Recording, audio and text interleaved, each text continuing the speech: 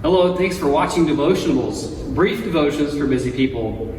The Gospel of Mark is an action-packed adventure as you read through it. Just one story to the next, immediately. Jesus always on the move, busy with activity, preaching the gospel, ushering in the power of the kingdom of God and the healing of people and the exorcism of demons.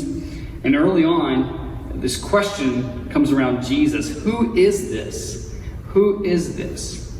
There's a story in Mark chapter 4 that Jesus tells his disciples, let's go to the other side. And a storm is going to come up on the sea all of a sudden while Jesus sleeps in the boat. His disciples are overcome with fear and anguish, and they cry out, Lord, don't you care that we are perishing? Jesus, with a simple word, says, peace, be still. And at once, Mark tells us that the winds and the seas calmed down. They were still. The disciples asked among themselves, who then is this, that even the winds and the sea obey him?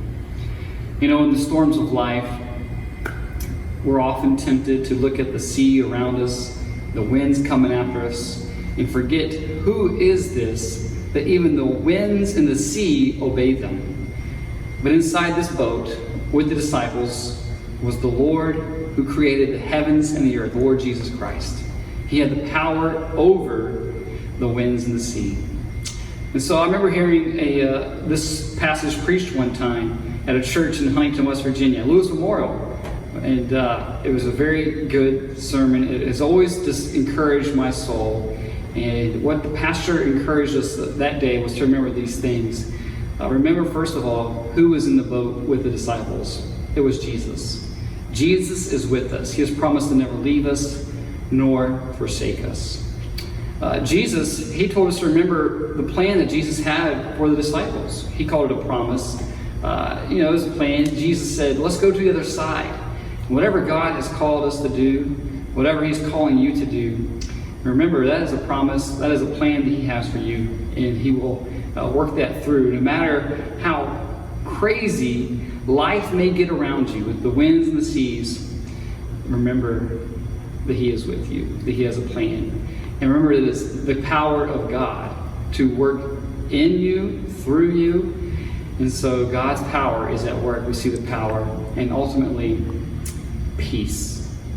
Because of who was with them, because of the promise he had given them, because of the power that he had over the storm and the sea and the winds, he brought peace. Jesus is the Prince of Peace. And just remember those things today as you go about your life, that it's Jesus who has promised to never leave us nor forsake us. It's Jesus who has given us a purpose, and those purposes in God will come about to fruition. That is Jesus who has the power. He holds the whole universe together with the word of his power. And Jesus brings us peace.